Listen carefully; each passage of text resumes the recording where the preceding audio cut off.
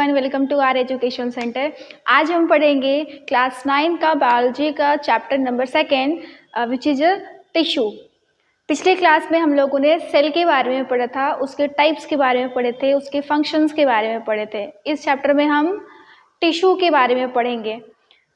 जैसे कि हम लोग जानते क्या है कि जितने सारे लिविंग ऑर्गेनिज्म हैं वो सारे के सारे लिविंग ऑर्गेनिज्म, चाहे वो प्लांट हो, चाहे वो बैक्टीरिया हो, चाहे वो अमीबा हो, पैरामीशियम हो, या फिर इवन वो एनिमल्स ही क्यों ना हो, सारे के सारे बॉडी सारे के सारे बॉडी जो है वो किससे मिलकर के बने होते हैं? वो हमारे बने होते हैं सेल से मिलकर के। ठीक है, तो जब हमारा जीव ऐसा हो जो कि सिंगल सेल का बना हुआ हो, तो सारे काम, जैसे कि सेल को बोला जाता है स्ट्रक्चरल एंड फंक्शनल यूनिट। ये जो हमारा सेल था वो क्या है? स्ट्रक्चरल और फंक्शनल यूनिट है। सेल को बोलते हैं ना हम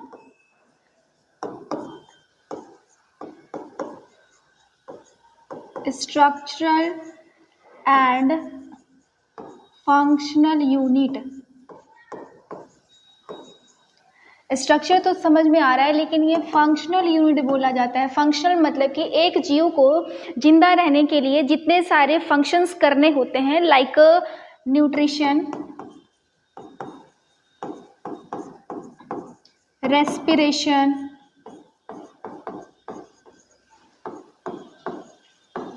ट्रांसपोर्टेशन,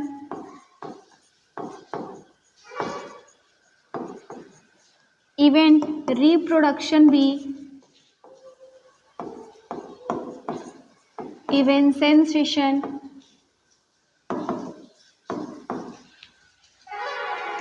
इवन ग्रोथ, ये सारे के सारे क्राइटेरिया होते हैं एक लिविंग जीव को लिविंग साबित करने के लिए। तो यूनिसेलुलर ऑर्गेनिज्म यानी कि जो जीव एक ही सेल से मिलकर के बने होते हैं, वे सारे काम, सारे इन the sense nutrition, respiration, transportation, reproduction, sensation या फिर इवन ग्रोथ, उनकी बॉडी में जो इतने सारे जो फंक्शन हो रहे हैं वो सिर्फ और सिर्फ एक ही सेल जो है वो करता है। एक सिंगल सेल जो है, चूँकि एक यूनिसेलुलर ऑर्गेनिज्म है हमारा, तो सारे, सपोज ये हमारा सेल है और यही सेल को हम एज अ कंसीडर कर रहे हैं एक ऑर्गेनिज्म। कंसीडर अगर हम करें तो यही ऑर्गेनिज्म यानी कि यही सेल न्यूट्रिशन को भी परफॉर्म करेगा, वही रेस्पिरेशन भी करेगा यानी एनर्जी का फॉर्मेशन भी यही सेल करेगा, ट्रांसपोर्टेशन भी वही करेगा, ट्रांसपोर्टेशन यानी कि गैस का ट्रांसपोर्टेशन या फिर जितने भी फूड वो इनटेक किया हुआ हो या फिर उनके बॉडी में सिंथेसिस हुआ हो, वो सारे के सारे चीज़ों का ट्रांसपोर्टेशन भी यही सिंगल सेल्स जो है वो रिस्पॉन्सिबल है। अगर इस सेल को डिवाइड करना है, क्योंकि हर एक ऑर्गेनिज्म जो है वो अपने ही जैसे इंडिविजुअल्स को जन्म देता है, तो इसको भी रिप्रोडक्शन करने के लिए अपने ही सेल, जैसे कि इसको डिवाइड करना है तो अपने ही सेल से ये डिवाइड करेगा, एक ही सिंगल सेल इसके पास, और वही सिंगल सेल्स ये सारे के सारे काम करेगा। अगर इवन इसको ग्रोथ करना है तो ये ग्रोथ यानी कि अगर इसके बॉडी में ग्रोथ शो करना है तो वही सिंगल सेल रिस्पॉन्सिबल है ग्रोथ करने के लिए भी। एक्सक्रीशन करना है अगर बॉडी को, इस सिंगल सेल से बने ऑर्गेनिज्म को अगर एक्सक्रीशन करना है, excretion in the sense removal of waste product, जो हमारे मेटाबॉलिज्म में बहुत सारे वेस्ट प्रोडक्ट भी बन रहे हैं, वो सारे वेस्ट प्रोडक्ट को अगर बॉडी से बाहर भी करना है तो एक ही सिंगल सेल करेगा। लेकिन हम बात कर रहे हैं टिश्यू का, तो जो टिश्यू है वो क्यों बना है भाई, क्या काम है इसका? अगर ये सिंगल सेल जब सारे काम कर ले रहा है तो टिश्यू का फॉर्मेशन क्यों करना है? सबसे पहली बात तो टिश्यू बोलते हैं ग्रुप ऑफ सेल को, तो इतने सारे नंबर्स में सेल बनाने का ज़रूरत ही क्यों है? क्यों चाहिए हमें बहुत सारे सेल्स? एक सिंगल सेल भी तो काम कर रहा है ना, सारा का सारा लाइफ प्रोसेसेस कर रहा है, तो हमें टिश्यू का रिक्वायरमेंट क्यों हो रहा है? क्यों चाहिए? क्यों बनाना ही क्यों है टिश्यू? बनाना इसलिए है क्योंकि हमारा जो बॉडी है वो मल्टी सेलुलर ऑर्गेनिज्म है। ठीक है, और मल्टी सेलुलर ऑर्गेनिज्म में न्यूट्रिशन भी ले रहे हैं। अब एक ही सेल जो है वो सारे काम को नहीं कर सकता है क्योंकि हमारा बॉडी काफ़ी कॉम्प्लेक्स है, वहीं प्लांट बॉडी भी काफ़ी कॉम्प्लेक्स है। कुछ ऐसे भी फंगस है या फिर प्लांट हैं जो अकेले सिंगल सेल्स जो है वो नहीं कर पाते हैं सारे के सारे फंक्शन को, इसलिए हमें ज़रूरत पड़ती है नंबर्स ऑफ सेल्स में, यानी कि ग्रुप ऑफ सेल्स का ज़रूरत पड़ता है यहाँ पे। तो ग्रुप ऑफ सेल्स का जरूरत पड़ेगा। तो इतने सारे काम है, 6-7 काम है, जैसे न्यूट्रिशन को करना है। अब न्यूट्रिशन को करने के लिए हमारे अलग सेल्स रहेंगे, रेस्पिरेशन को करना है बहुत अलग सेल करेंगे, लेकिन एक सिंगल सेल रहेगा और एक साइड हमारा बहुत millions billions numbers of cells रहेंगे। तो जो रेस्पिरेशन का प्रोसेस हो रहा है किस के पास सबसे ज़्यादा होगा, एकदम बहुत फास्ट और रैपिड होगा।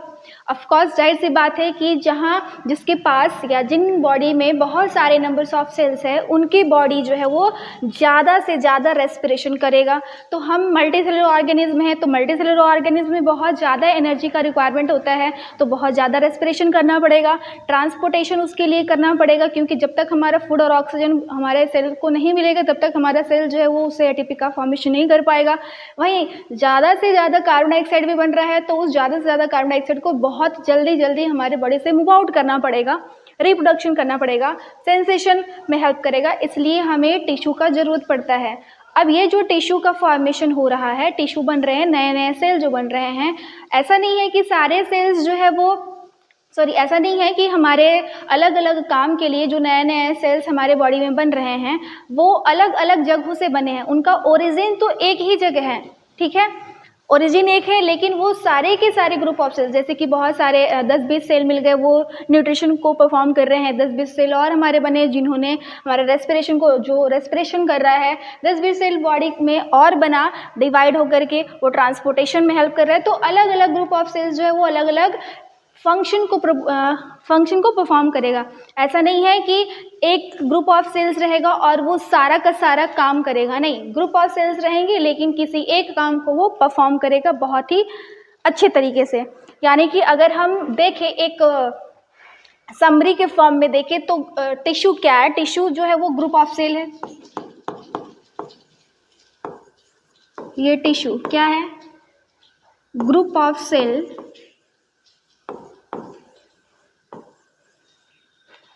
having similar स्ट्रक्चर में वो एक जैसा है, ओरिजिन भी उसका एक है,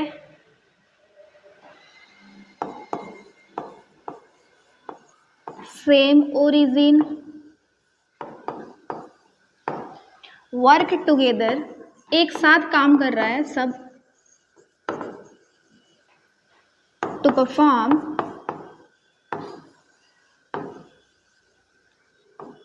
पर्टिकुलर फंक्शन, क्या कर रहा है, पर्टिकुलर फंक्शन को परफॉर्म कर रहा है।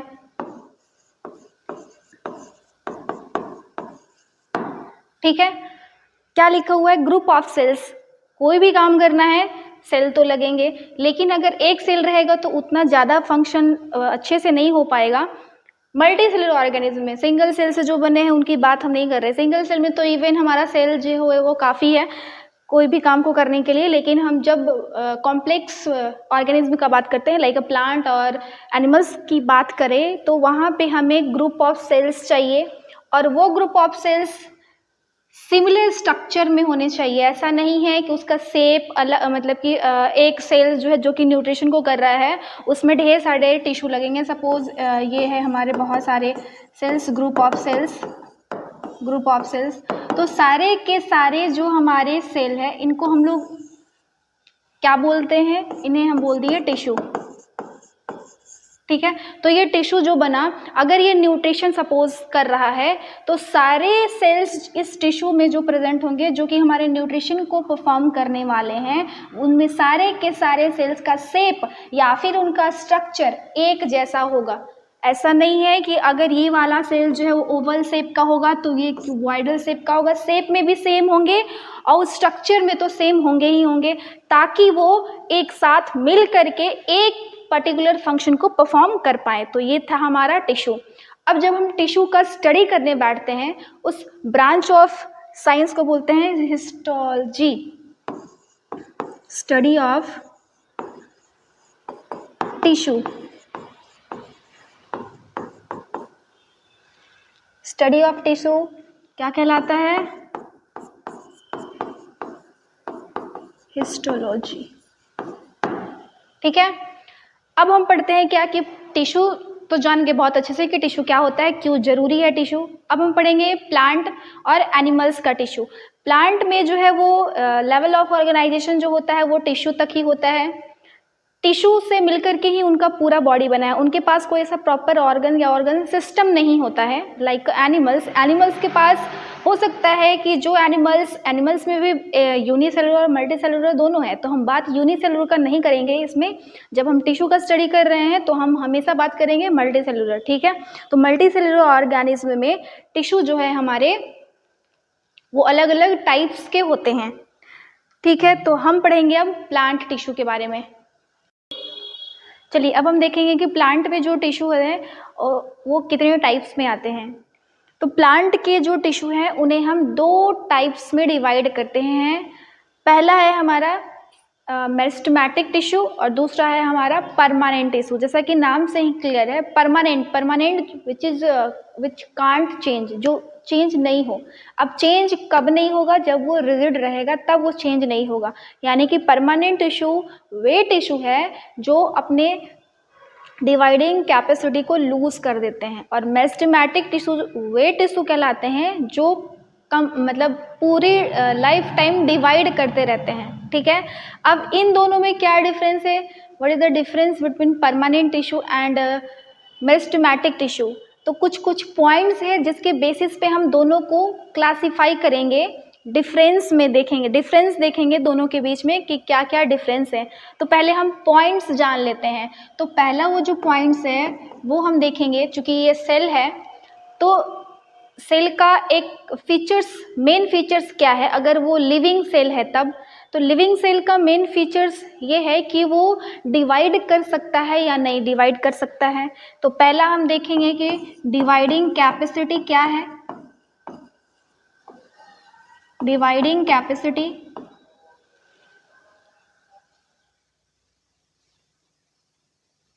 मच्छर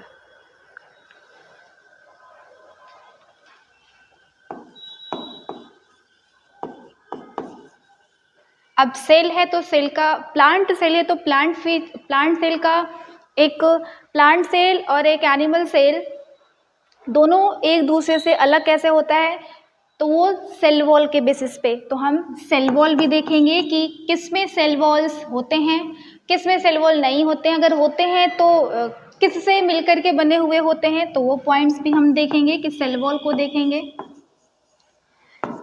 प्लांट सेल है तो उसका एक और फीचर्स है, वैक्यूल्स एब्सेंट है या नहीं है, और अगर है तो वैक्यूल्स कितना बड़ा है, क्योंकि मोस्ट ऑफ प्लांट सेल में वैक्यूल्स एक ऐसा सेल ऑर्गन्स है,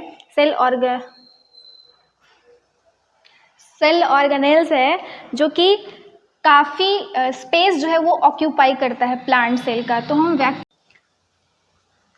तीसरा थर्ड पॉइंट जो हम देखने वाले हैं दोनों के बीच में वो देखेंगे वैक्यूल्स को। वैक्यूल्स एब्सेंट है या प्रेजेंट है। फोर्थ पॉइंट देखेंगे, चूंकि टिश्यू है तो टिश्यू में बहुत सारे सेल्स होते हैं। अब उन बहुत सारे सेल्स के बीच में हमारे गैप प्रेजेंट है या नहीं है, इन the sense intercellular space present होते हैं या नहीं प्रेजेंट होते हैं, उस पॉइंट को भी हम देखेंगे। इंटरसेल्युलर स्पेस, ठीक है। और क्या देखेंगे, सेल हमारा काफ़ी एक्टिव होता है, तो एक्टिव होने के लिए एक्टिव रहने के लिए वो लिविंग है या नहीं है, ये भी पॉइंट देखेंगे कि लिविंग सेल है या फिर डेड सेल है।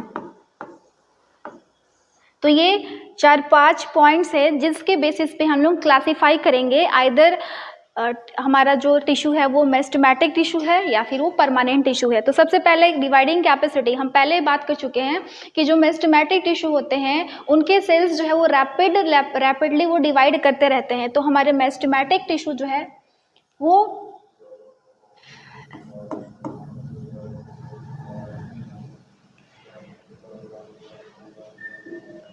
तो चलिए देखते हैं कि मेरिस्टेमेटिक टिश्यू और परमानेंट टिश्यू कैसे एक दूसरे से डिफरेंट है। पहला मेरा क्या क्राइटेरिया है, पहला है कि वो डिवाइड कर पाएगा या फिर वो डिवाइड नहीं कर पाएगा। Divide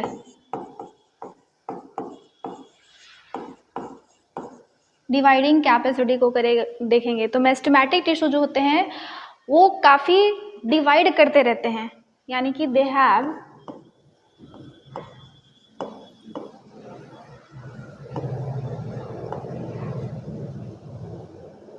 capacity to divide.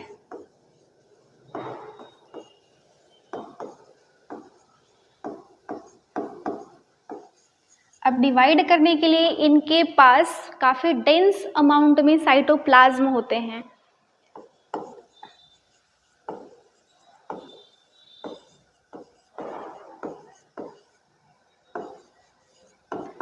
They have dense cytoplasm, क्योंकि डिवाइड करना है तो भाई साइटोप्लाज्म तो रहना चाहिए हमारे पास। वहीं परमानेंट टिश्यू का अगर हम देखें तो परमानेंट टिश्यू जो होते हैं वो डिवाइडिंग कैपेसिटी को लूज कर देते हैं, ठीक है, दे डू नॉट डिवाइड।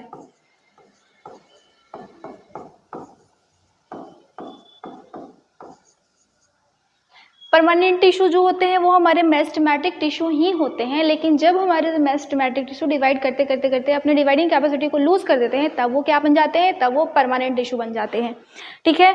दूसरा है हमारा सेल वॉल। मेस्टेमेटिक टिश्यू के जो सेल वॉल होते हैं वो काफ़ी पतले पतले होते हैं। सेल वॉल तो समझ रहे हैं ना, सेल मेम्ब्रेन के जस्ट ऊपर होता है प्लांट सेल में, तो सेल वॉल जो होते हैं वो काफ़ी थिन सेल वॉल होते हैं, थिन सेल वॉल। वहीं हमारे परमानेंट टिश्यू के जो सेल वॉल होते हैं वो हो सकता है कि वो कहीं कहीं थिन भी हो और कहीं कहीं वो थिक भी हो।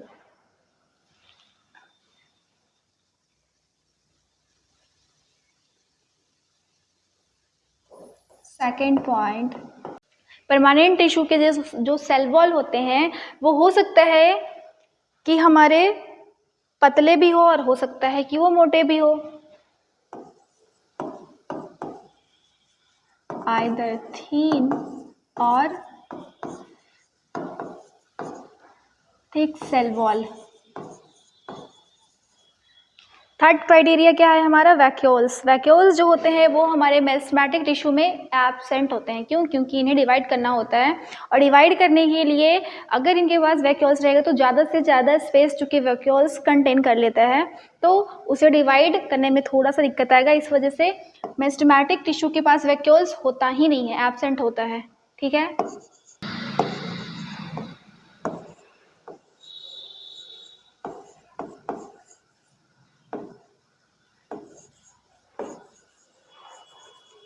वैक्यूल्स जो होते हैं वो एब्सेंट होते हैं,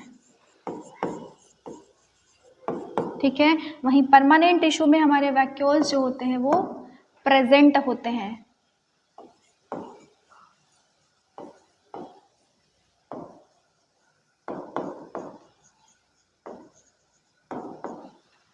fourth point, intercellular space. Okay, तो हमारे मेस्टेमेटिक टिश्यू में जो सेल के बीच का स्पेस है जिसे हम इंटरसेलुलर स्पेस बोलते हैं वो काफ़ी कम होता है, नेग्लिजिबल के बराबर, no intercellular space, no intercellular space. वहीं हमारे परमानेंट टिश्यू के पास काफ़ी स्पेस होता है, इंटरसेल्युलर स्पेस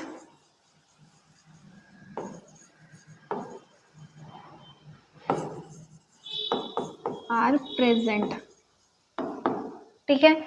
मेस्टेमेटिक टिश्यू के जो सेल होते हैं वो सिमिलर इन शेप और साइज में होते हैं, ठीक है।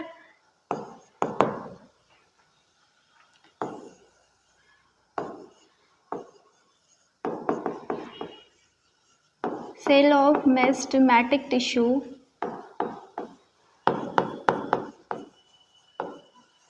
आर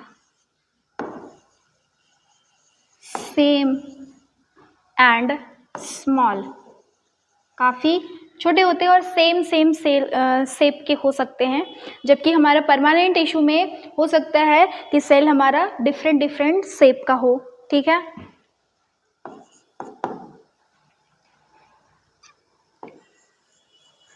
सेल आर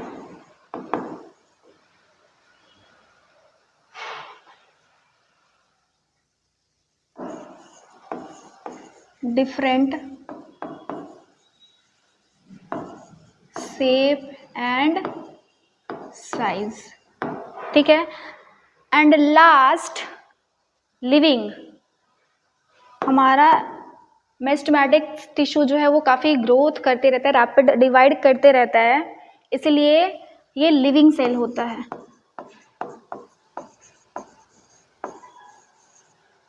वहीं परमानेंट टिश्यू के ज़्यादातर सेल जो है वो डेड होते हैं। Most cell of permanent tissue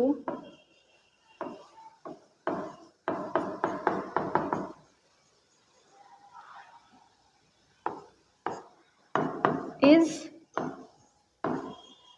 dead, ठीक है।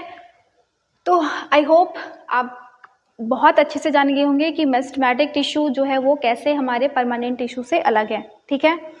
अब हम पढ़ते हैं मेस्टमैटिक टिश्यू और उसके types.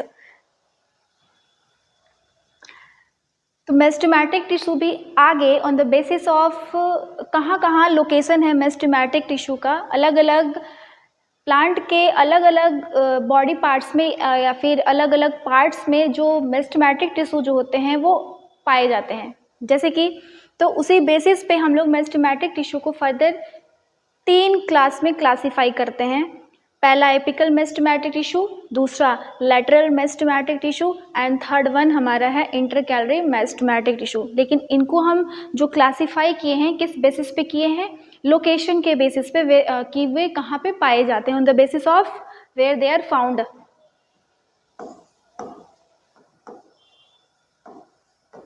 On the basis of where meristematic tissue, typing mistake है, ठीक है। यहाँ पे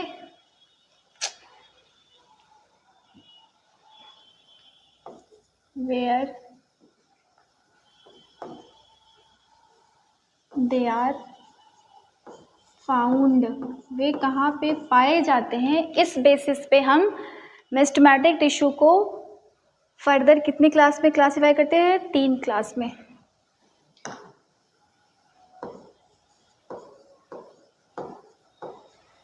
ठीक है। एपिकल मेस्टमैटिक, जैसे एपिकल वर्ड मतलब एपेक्स से आया है और apex means tip.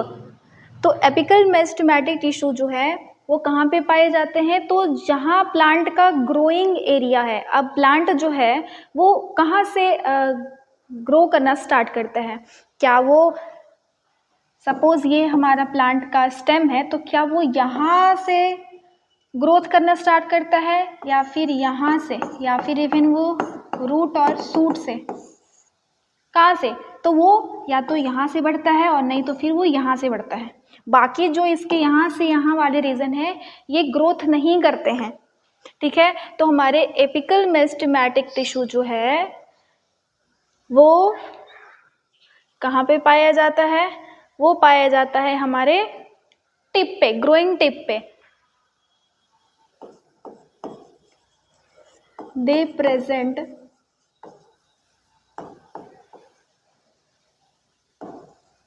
on the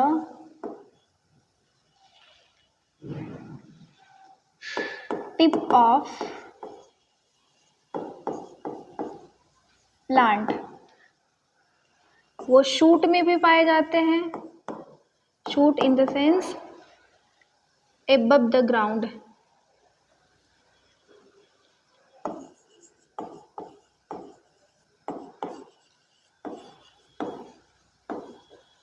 plant के जो पार्ट होते हैं, कुछ पार्ट हमारे ग्राउंड से ऊपर और कुछ पार्ट ग्राउंड से नीचे पाए जाते हैं। तो जो ग्राउंड के ऊपर, जिसको हम लोग बोलते हैं शूट सिस्टम, तो शूट सिस्टम के टिप पे पाए जाते हैं, उसके टिप वाले स्टेम पे पाए जाते हैं।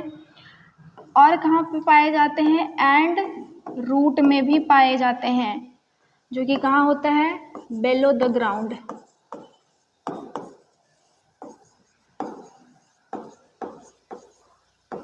ठीक है। ये करते क्या है, तो they help to root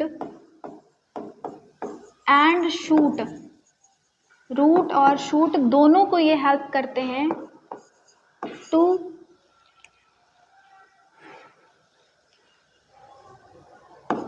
increase the length of the plant के लेंथ को इवन मतलब हमारा मेनली रूट और शूट के टिप को इंक्रीज करता है। कौन? Apical meristematic tissue. थोड़ा सा इसको डायग्राम से देख ले। सपोज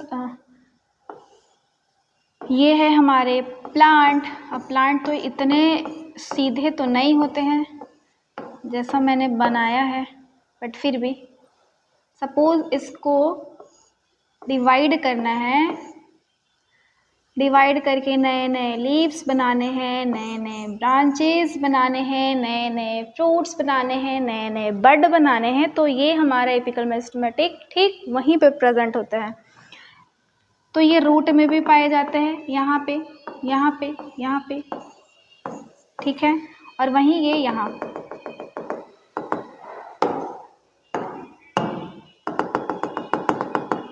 डिवाइड करते रहते हैं ना, यहाँ से बढ़ते रहते हैं वहीं। तो ये क्यों डिवाइड कर पा रहे हैं? Because of apical meristematic tissue, apical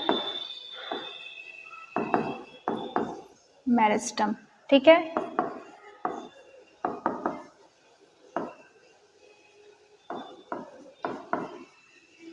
समझ में आया? अब आते हैं हम अपने दूसरे meristematic tissue which is lateral meristematic tissue. Lateral का मतलब है साइड में, साइड ग्रोथ।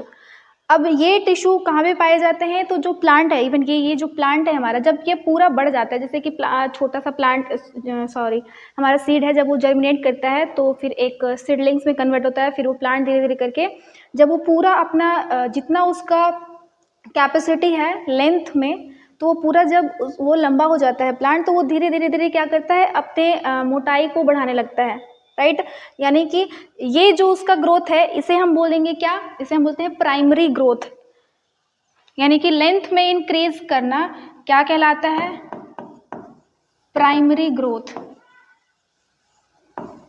सबसे पहले प्लांट को तो ग्रोथ ही करना होता है। ग्रोथ करने के लिए यानी उसके स्टेम के लेंथ को बढ़ाने के लिए हम कभी कभी छोटे छोटे जो हमारे क्रॉप्स होते हैं उनमें हम फर्टिलाइजर भी यूज़ करते हैं, ताकि वो उनमें जो प्राइमरी ग्रोथ हो वो बहुत फास्ट हो, ताकि वो आगे फ्रूट्स और जो भी हो वो हमें दे, ठीक है। तो लैटरल मेरिस्टेमेटिक टिश्यू जो होता है वो प्राइमरी ग्रोथ में इन्वॉल्व नहीं होता है, वो है हमारा सेकेंडरी ग्रोथ। यानी कि जब प्लांट पूरी तरीके से कंप्लीट अपने हाइट को बढ़ा ले, तो फिर उसके बाद वो अपनी मोटाई को जब बढ़ाने लगता है, तो वहाँ पे लैटरल मेरिस्टेमेटिक टिश्यू जो है वो हमारे आते हैं।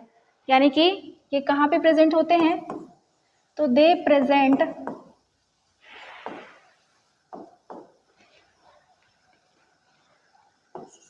Stem of the plant. Plant के स्टेम में होते हैं। करते क्या है भाई ये वहाँ पे?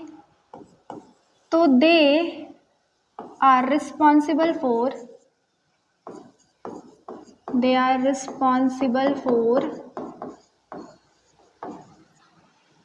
Secondary growth.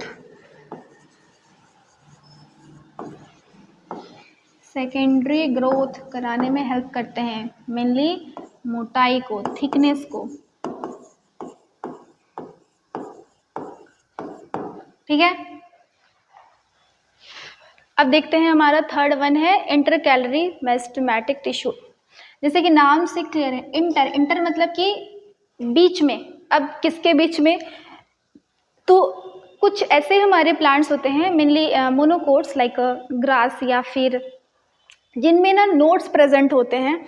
तो जितने भी हमारे नोड्स वाले मोनोकोट प्लांट हैं उनमें नोड्स प्रेजेंट होते हैं। कभी आप लोग देखें ऐसा स्ट्रक्चर? और यहाँ पे इनके बहुत सारे लीव्स जो है वो निकले हुए बने हुए होते हैं,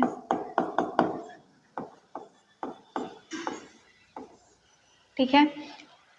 तो ये है हमारा नोड। इसे हम नोड बोलते हैं, ये दूसरा नोड। और दो नोड के बीच के स्पेस को हम क्या बोलते हैं, इसे बोलते हैं इंटर नोड। तो कभी आपने ऐसे प्लांट को देखा है? नहीं देखा है, कोई बात नहीं, मैं दिखाती हूँ। आपने कभी शुगर केन को देखा है?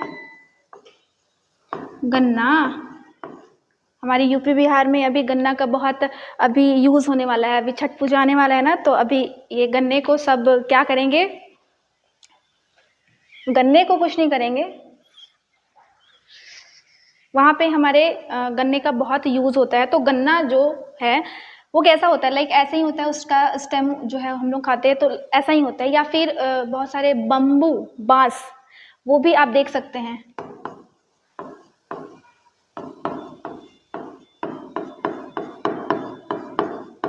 ये जो बैम्बू ट्री होता है वो भी कैसा होता है, लाइक ऐसे ही होता है।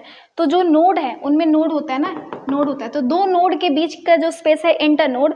जब आप देखिए बांस का जो पौधा होता है छोटा में, ये नोड जो है ना काफ़ी पास पास होते हैं, लेकिन जैसे जैसे वो टाइम के साथ बड़े होते हैं तो नोड जो है ना वो काफ़ी लंबा होते जाता है। तो नोड लंबा हो रहा है, दैट मीन्स यहाँ पे कुछ सेल्स जो हैं जो डिवाइड कर रहे हैं और अपने नंबर्स को इंक्रीज कर रहे हैं कंटिन्यू।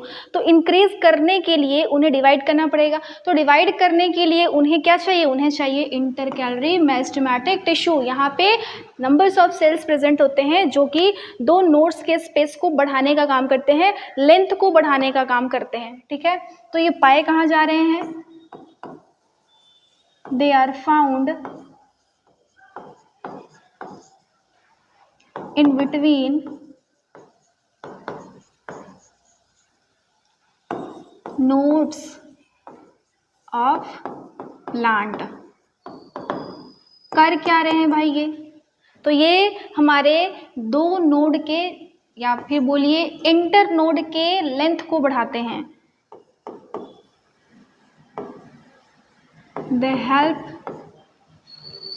इन टू इंक्रीज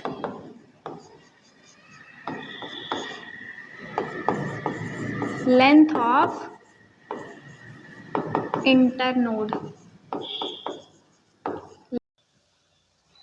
तो ये थे हमारे मेरिस्टेमेटिक टिश्यू और उसके टाइप्स। किसके बेसिस पे हम लोगों ने मेरिस्टेमेटिक टिश्यू को क्लासिफाई किया था कि कहाँ कहाँ पे वो पाए जा रहे हैं। आप देख पा रहे हैं कि हमारे जो एपिकल मेरिस्टेमेटिक टिश्यू जो है, यानी जिसको बोलते हैं एपिकल मेरिस्टम, वो ग्रोइंग एरिया, ग्रोइंग जहाँ जहाँ प्लांट जो है वो बढ़ना स्टार्ट करते हैं, जहाँ से वहाँ पे पाए जा रहे हैं, तो इनका लोकेशन अलग हो गया। वहीं इंटरकैलरी जो है वो उनका लोकेशन अलग हो गया और लेटरल मेरिस्टम जो है वो उनका अलग हो गया। लेटरल मेरिस्टम में जैसे हम लोग देखते हैं, जैसे ये प्लांट है, तो प्लांट सपोज पहले वो इतना पतला है, ठीक है, जब वो ग्रो कर रहा है और पूरी तरीके से ग्रो कर गया तो वो इतना पतला है। कुछ टाइम के बाद हम लोग क्या देखते हैं कि वही प्लांट जो है वो इतना मोटा हो गया। तो भाई ये कैसे हो पा रहा है, इतना मोटा कैसे हो पा रहा है? बिकॉज ऑफ यहाँ पे हमारे क्या है, यहाँ पे हमारे लैटरल मेरिस्टेमेटिक टिश्यू पाए जाते हैं जिन्हें हम कैम्बियम बोलते हैं। क्या हम इसे बोलते हैं?